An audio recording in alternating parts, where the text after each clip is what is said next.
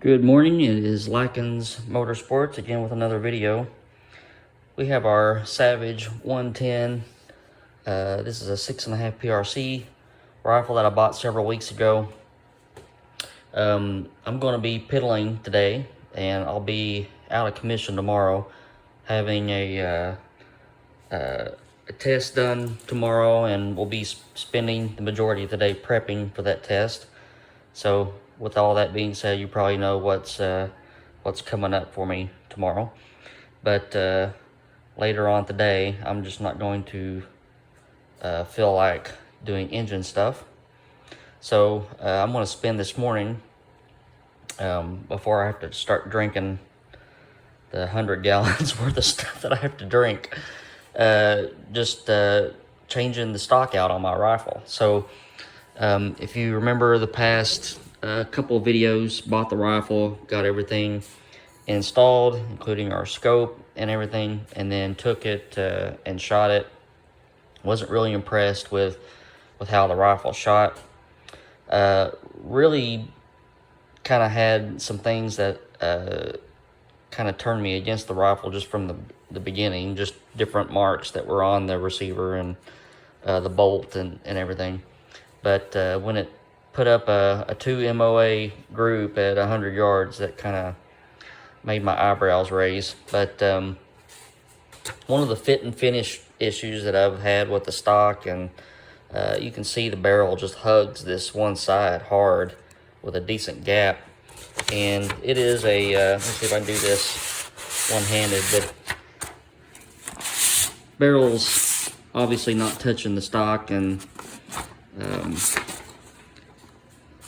but it just doesn't look good, and the stock just kind of doesn't scream high quality to me. So between all that and between how the rifle shoots, I did order some new ammunition to try. There's just not a lot of stuff out there for the 6.5 PRC.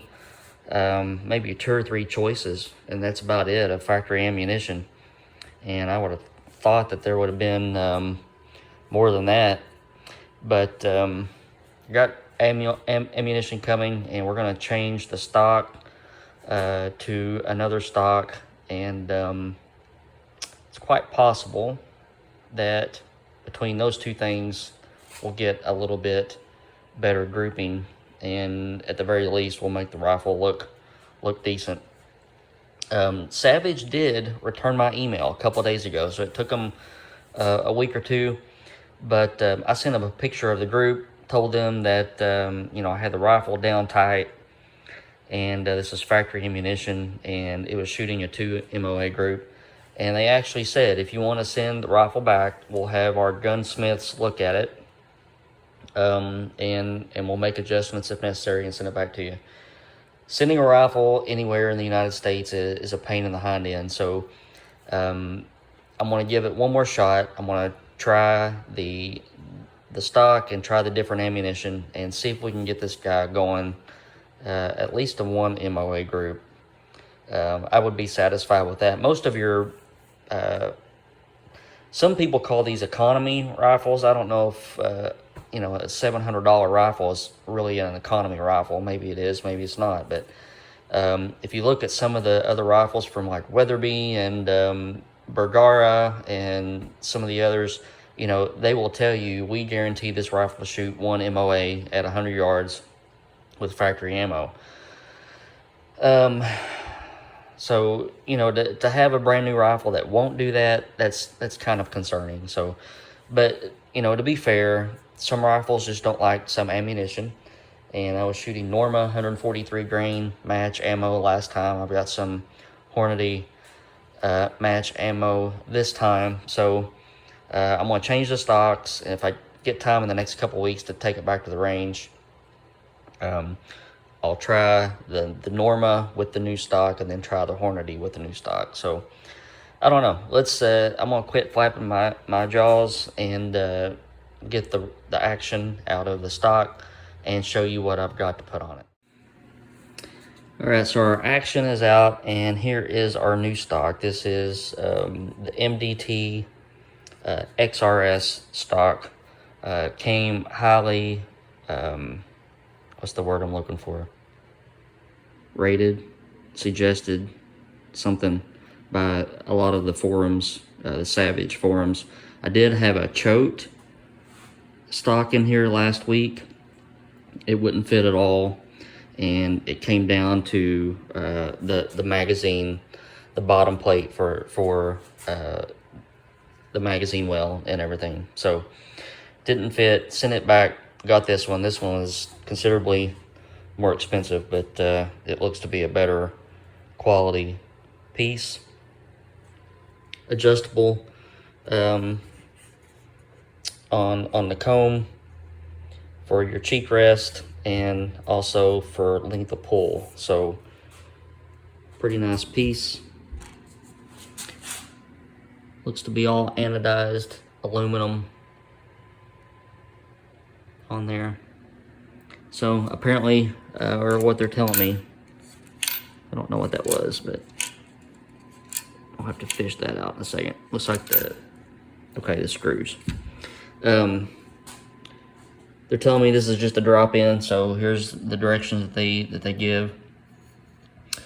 Place your action in the chassis. Start with the screws beginning with the front.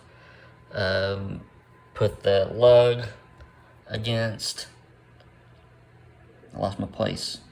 Ensure the recoil lug makes firm contact with the chassis. Torque supplied action screws down to 60 inch-pounds. Front action screw should be tightened first, then the rear. Test your rifle, cycle it, yada yada yada. So I don't know if they're saying do it in increments or zonk the front one down to 60 and then zonk the back one down to 60. I think I'm going to do it in increments. That normally anytime you're working on something with multiple fasteners, you don't zonk one down all the way, but I'll start with the front and just bump it up in increments. I do have a torque wrench for this, so we'll try that, but let's get the action in the stock and make sure it fits. Okay, it did fit everywhere. Bolt release doesn't appear to be a problem yet. This does use the new style magazines. I haven't bird dogged that yet to see how all this magazine release stuff works, but I'm assuming it will use the same mag release and magazine that the factory rifle used.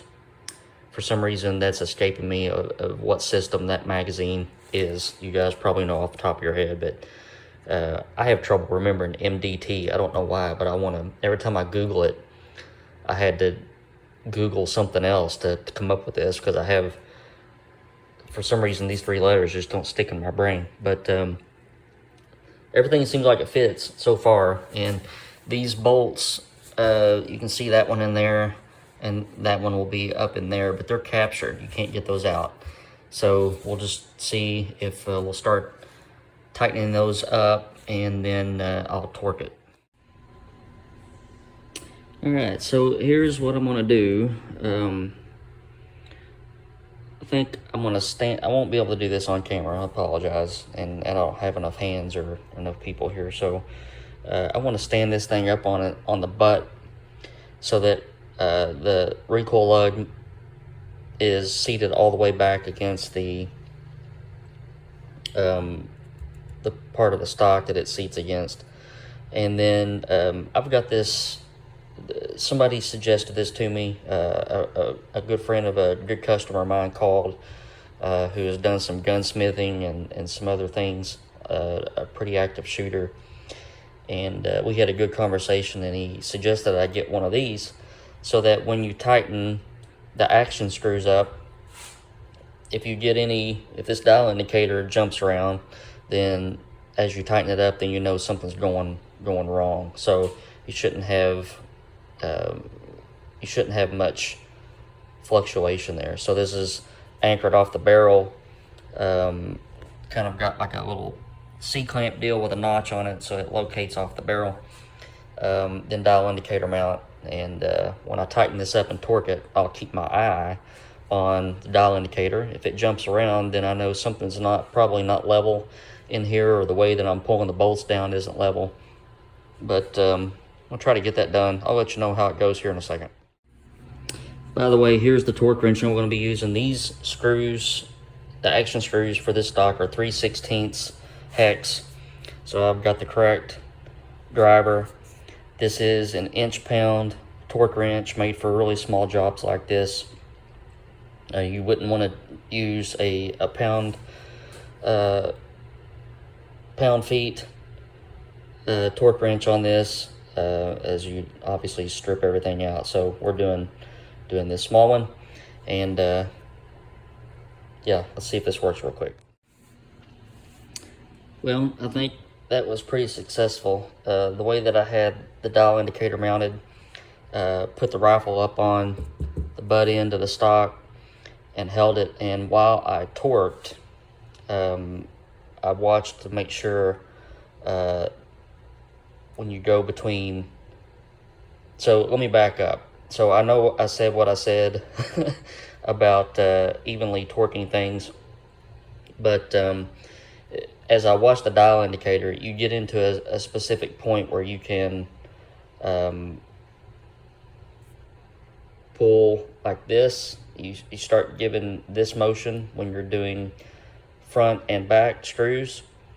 So when I did it by following their instructions, I tightened the front screw and torqued it to 60 pound or pound inches, and then I went back and did the rear screw at 60 pound inches. The dial indicator moved by just 1/1000th of an inch.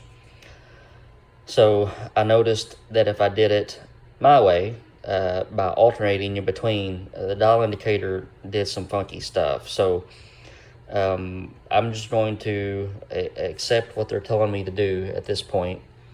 I'm not a gunsmith or anything of that nature. So they say torque the supplied action screws down. The front action screw should be tightened first, then the rear. So went ahead and did that, and torqued the front one, tightened and torqued the back one. My dial indicator just moved 1/1000th of an inch. So I'm pretty confident that nothing's high centered or teetering in there. So we're gonna try everything seems to go well there. If I try to move, well, first of all, I shouldn't be doing this one-handed, but I have confidence that I can get the bolt out. I'll do that here in a second when I put the phone down. But fairly confident that it is installed correctly. And I want to show you here in a second how much room I have in between the stock and the barrel. So here's how much room we have in between the stock and the barrel. So if I want to put a huge target barrel in this thing, I'll have plenty of room to do it and not have to worry about it expanding or getting into the stock, or the stock getting into it. And went ahead and put it up to close my eyes, mounted the rifle to my shoulder, and made some adjustments on the comb, got it up to where it needs to be. So at this point, the bolt does come out very easily. This was a really easy install.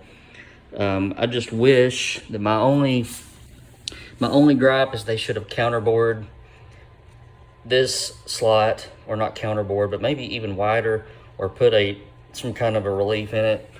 And the same for this, because when you try to use this with one of those little short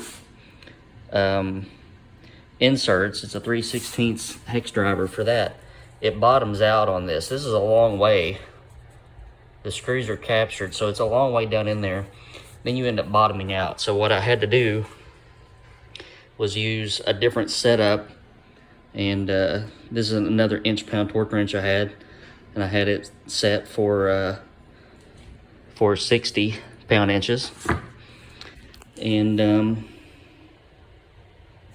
so that's my only gripe. They should make those slots a little bit wider so that you can get something like this in there and and get it torqued down, but no harm, no foul. Overall, I'm pleased with it. I think it looks good, and we'll take it to the range here shortly, hopefully the next week or so, and try it out. Hopefully it'll set the rifle back up for a little bit tighter groups. It does come with all these inserts for moving recoil pad out, adjusting the length of pull, and we also have this grip if we want to change how it feels in your hand. So maybe I can get some seat time in and see if I need to change that or not. That would make it a more vertical hold instead of an angled hold. And it comes with the, I guess, I don't know what those are for. I'll have to read up, but I don't know. I started looking around. Maybe it's for mounting some accessories. It's got this nice rail on here if you want to do a bipod or something like that. But overall, pleased with it so far. We'll see how the rifle reacts to it. All right, guys. You probably won't hear from me the rest of the weekend. I'll be out of commission, especially tomorrow. So wish me luck. And if I don't see you, have a good one. All right, I know I already said my goodbyes, but this is the OCD part of me. I went back and did it again, and wanted to make sure I could duplicate the results with my dial indicator. And I will say this: as long as you start the front one first, and then you can alternate front to back. And I went to tighten, I snugged up my front one a little bit. My dial indicator went to 1,000th, and I went back and snugged up the back bolt, and it went to 0. I know it doesn't say 0 right now because I got the rifle laid down, but and then I went back and alternated between the two, and then torqued, and it stayed at 0. So I mean, we're talking about a hair's less than a hair's thickness here, but just want to make sure I do everything right. But it is solid. It's not. It's obviously not teetering. So I think I've kind of proven you can torque it and tighten it both ways without altering anything really badly. But I will say this: if you're not very careful. So when you're putting this stuff together, what I did was pull the bolt out and hold it back here by the action and the stock while I tighten it up, because any movement up here can skew your dial indicator. But I'm confident it's okay now. I went ahead and changed this grip out. I like it a little bit better. It fits my hand a little bit better. I do think that I may have a little bit of problem with the recoil pad. The gun kind of sits high up on my shoulder, and I don't know, this gun does recoil a little bit, and I'm thinking that this the bottom edge of this pad's gonna get me pretty good, but we'll have to see how it does. The stock is much heavier, so it makes the rifle heavier, which in turn should dampen some of the recoil, but we'll find out. All right, fingers crossed. We'll see how she rolls. Saying goodbye for the final time.